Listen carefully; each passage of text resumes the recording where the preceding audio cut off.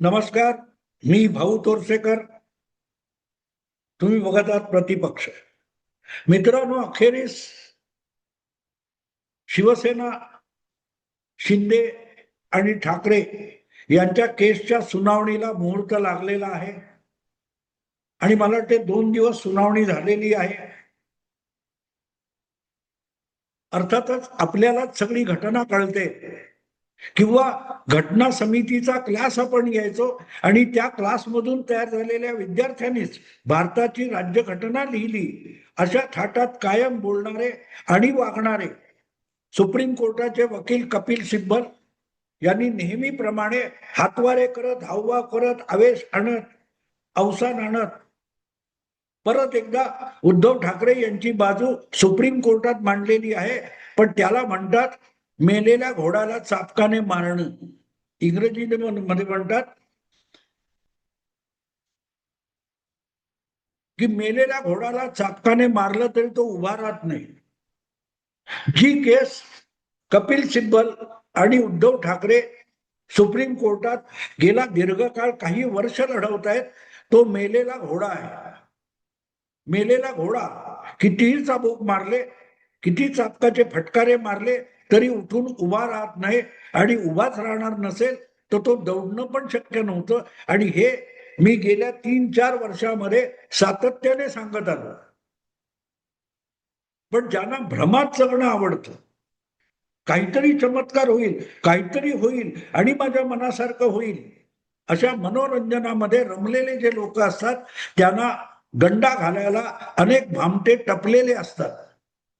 त्यामुळे आता झालंच, उद्या परवा एकनाथ शिंदेच्या हातून धनुष्यबाण सुप्रीम कोर्ट काढून घेणार आणि उद्धव ठाकरेंना धनुष्यबाण मिळणार वगैरे वगैरे बोलणारे उद्धव ठाकरेंना आवडतात. कारण ते त्यांना आवडणारं बोलत असतात, ते खरं बोलत नसतात. आणि ज्या वेळेला तुम्हाला आपला माल खपवायचा असतो तेव्हा तुम्हाला खरं बोलण्याची गरज नसते. ग्राहकाला आवडेल असं. ग्राहकाला, मला आठवतं मी गंमत तुम्हाला सांगतो, माझी पत्नी मोठ्या एका कंपनीमध्ये एक्झिक्युटिव्ह होती आणि ती गाडी खरेदी करणार होती, तर मला घेऊन गेली होती बरोबर. तर मी आपला तिच्या बरोबर फिरत होतो. पण सेल्समन जो होता तो प्रत्येक गोष्ट मलाच सांगायचा.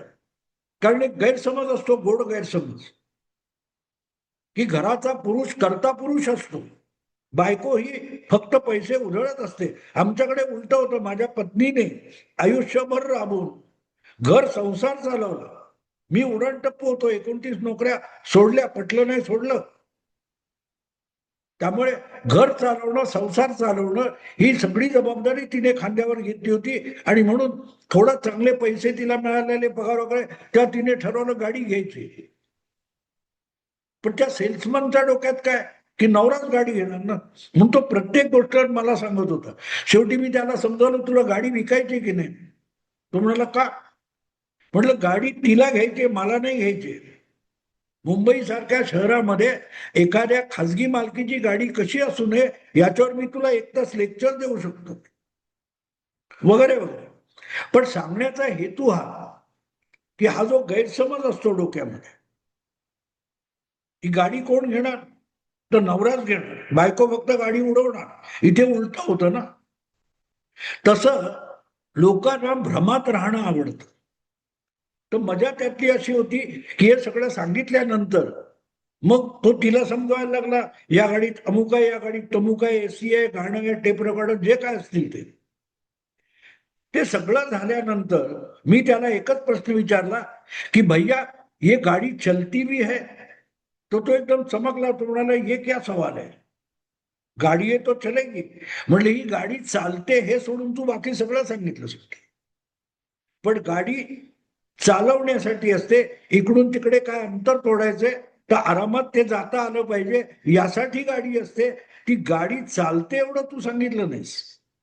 तर सांगायचा हेतू हा की तुम्हाला आवडणाऱ्या ज्या गोष्टी असतात त्या सांगत बसलं की तुमच्या गरजेच्या गोष्टींकडून तुमचं लक्ष उडवता येतं. आणि याला सेल्समनशिप म्हणतात. उत्तम सेल्समन असतो तो कचरा सुद्धा सोन्याच्या भावाने विकू शकतो, भंगार सुद्धा सोन्याच्या भावाने विकू शकतो. आणि तुम्ही नालायक सेल्समन असाल तर तुम्ही सोनं सुद्धा चांदीच्या आणि लोखंडाच्या भावाने विकू शकत नाही. हे मी एवढ्यासाठी सांगतोय की ज्यावेळेला अशी लोक समाजात वावरत असतात त्यांना उल्लू बनवावं लागत नाही. ते उल्लू असतातच, उल्लू असतातच. त्याचा फायदा घेणारे आपोआप त्यांच्या भोवती जमा होतात.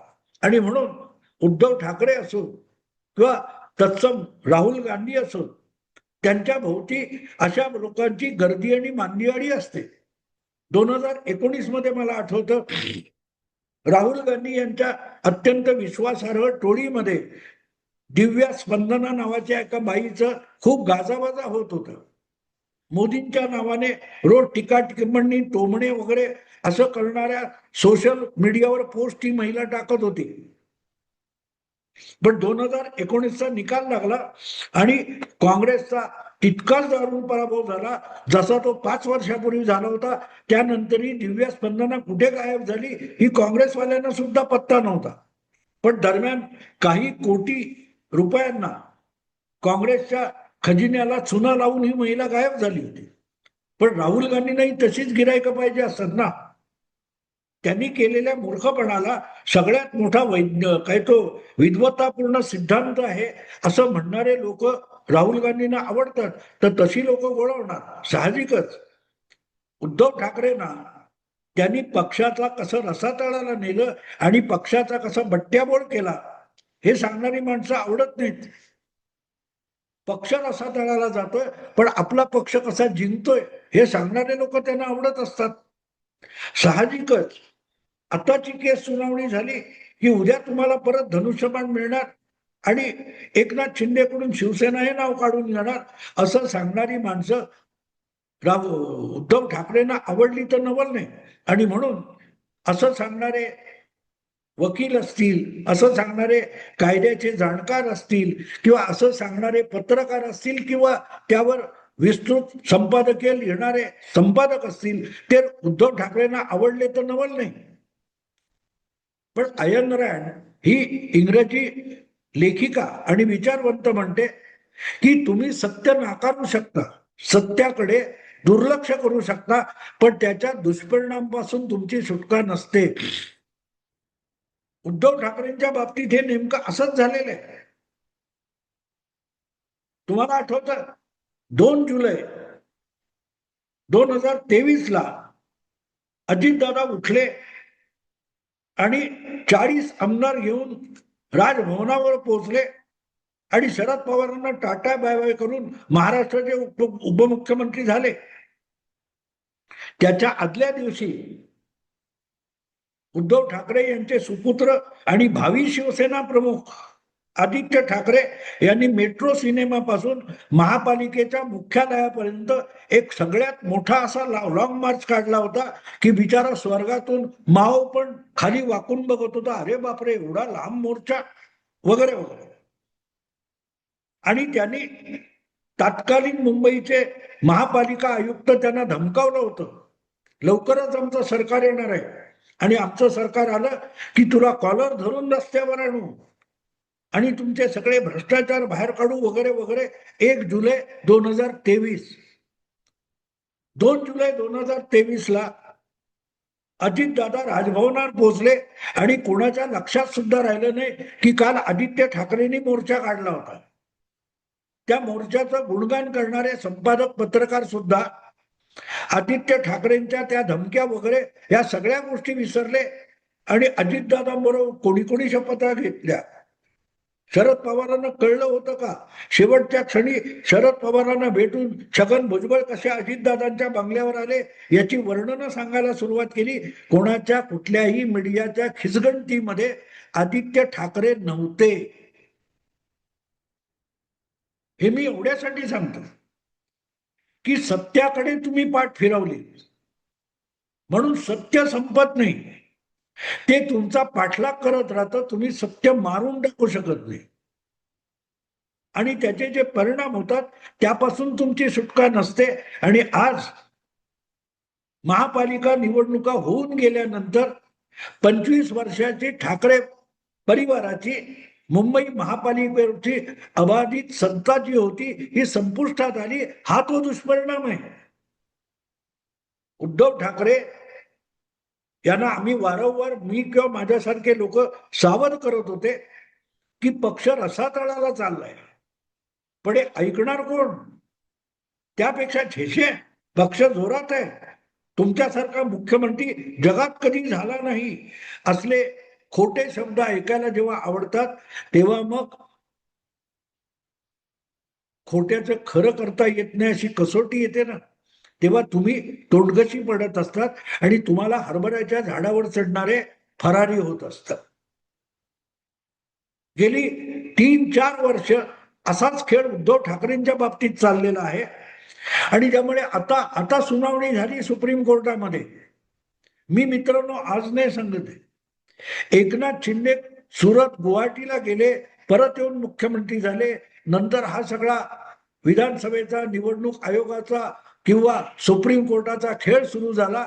तेव्हापासून मी सातत्याने एक गोष्ट सांगतोय की या केसमध्ये उद्धव ठाकरेंना बाहेर पडायला कुठलाही मार्ग नाही, हे मी ठामपणे सांगत आहोत. मी कोणी मोठा कायदे पंडित किंवा वकील नामवंत वगैरे नाहीये, एक साधा पत्रकार आहे आणि तर्कबुद्धीच्या आधारे माझं विश्लेषण मी करत असतो.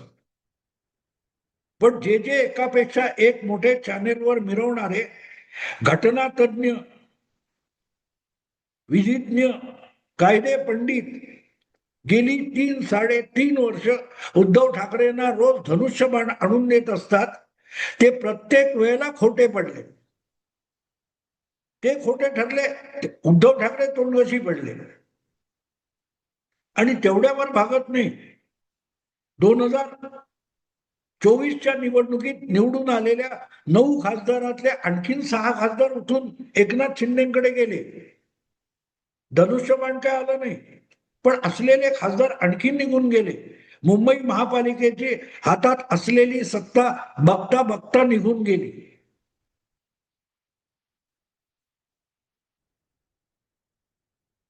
काय केलं ह्या चमच्यांनी तुमच्यासाठी? तुम्हाला खोटं नाटं सांगून गाफील केलं, पराभवाच्या दारात आणून उभं केलं. आणि आता सुद्धा जेव्हा सुप्रीम कोर्टामध्ये ही केस सुनावणी अखेर रडत खडत चाललेली सुनावणी अखेर सुरू झालेली आहे. अगदी सुप्रीम कोर्टाच्या नावाने बोटं मोडून झाली.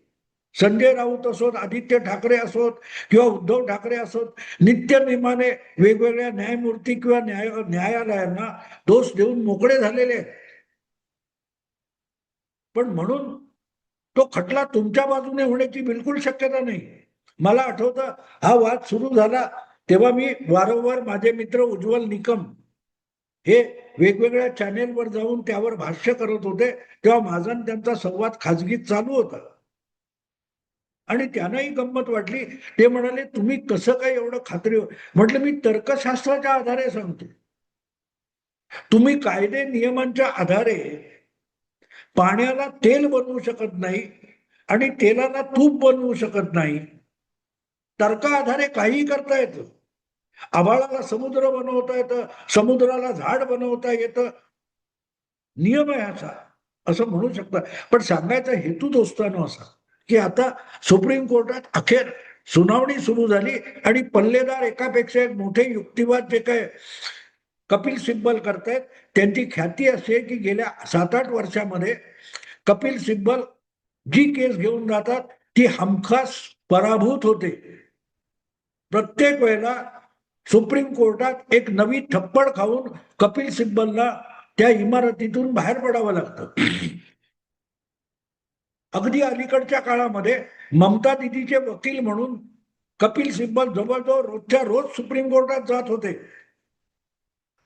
तरी ते SIR थांबवता आलं नाही. आठवतं तुम्हाला? आणि शेवटी काय झालं?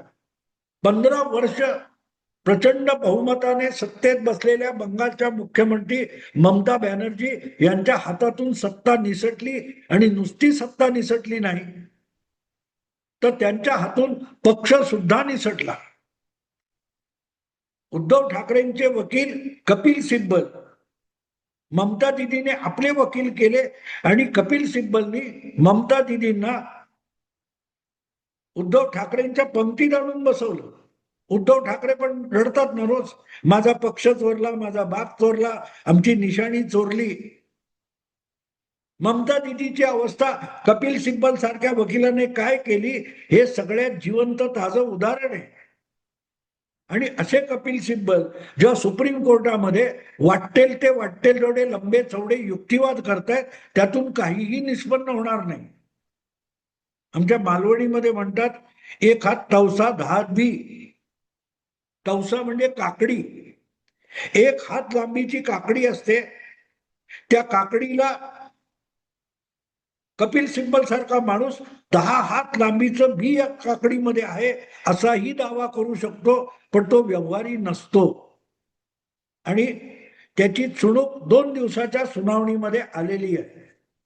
गेले 2 दिवस, मी आज बोलतोय मला वाटते गुरुवार आहे, आणि त्यावेळेला कपिल सिब्बल यांचा युक्तिवाद संपल्यानंतर सरन्यायाधीश सूर्यकांत यांनी आपल्या खंडपीठातल्या इतर 2 न्यायमूर्तींबरोबर जी काही विचार विनिमय करून एक टिप्पणी केली. त्या टिप्पणीचा अर्थ म्हणजे आजच्या विषयाचं शीर्षक आहे, आता बोंबला. या सुनावणीचा निष्कर्ष हा कुठल्याही बाजूला गेला तरी त्याला व्यवहारी अर्थ आजच्या तारखेला 0 आहे. आम्ही जो काही निकाल या सुनावणीनंतर देणार आहोत तो भविष्यात उपयोगी ठरेल असं वक्तव्य, टिप्पणी सरन्यायाधीश सूर्यकांत यांनी केली. त्याचा अर्थ असा की ज्या आमदारांना पक्ष सोडला म्हणून अपात्र ठरवण्यासाठी तुम्ही आमच्या समोर आलाय, ती विधानसभा आता अस्तित्वात नाही, ते आमदार आता अस्तित्वात नाहीत. ते आमदार म्हणून परत एकदा निवडून आले, पण आज त्या विधानसभेत ते बसत नाहीत, कारण ती विधानसभाच नाहीये. म्हणून हा जो निकाल आहे हा भविष्यातल्या घडामोडींसाठी उपयुक्त असेल, पण घडून गेलेल्या घटनेसाठी त्याचा उपयोग 0 असेल. अशा स्वरूपाची जी टिप्पणी सरन्यायाधीशांनी केली आहे, ती टिप्पणी मी गेली 2 वर्ष सांगतोय की आता जर ती विधानसभा नाहीये तर मग त्या विधानसभेत काय झालंय याला काडीचाही अर्थ उरत नाही, व्यवहारी अर्थ उरत नाही. तांत्रिक अर्थ ठीक आहे, पुढच्या काळात कुठचे पक्ष फुटतील तेव्हा हा नियम म्हणून, केस लॉ म्हणून त्याचा उपयोग होईल, पण बाकी उद्धव ठाकरेंच्या पदरी भला मोठा भोपळा. आता बोंबला निकाल लागेल. तांत्रिक दृष्ट्या एकनाथ शिंदेच्या बाजूने तेव्हा झालेला निकाल चुकीचा आहे, निवडणूक आयोग चुकीचा होता, राज्यपाल चुकीचे होते, सगळं काय असं, पण त्याचा ओरखडा सुद्धा भाजपला, महायुतीला किंवा एकनाथ शिंदे यांच्या शिवसेनेला येणार नसेल तर मग 3 वर्ष कोर्टामध्ये पायऱ्या झिजून मिळवलं काय याचा विचार करावा लागेल. पण तो तर करायचा नाही, चमचमच्या गोतावळ्यात राहायचं. तर उद्धव ठाकरे विचार करायला वेळ कधी काढणार. असो मित्रांनो, आता थांबतो. आवडलं लाईक करा, शेअर करा आणि प्रतिपक्षाला सबस्क्राईब करा. नमस्कार.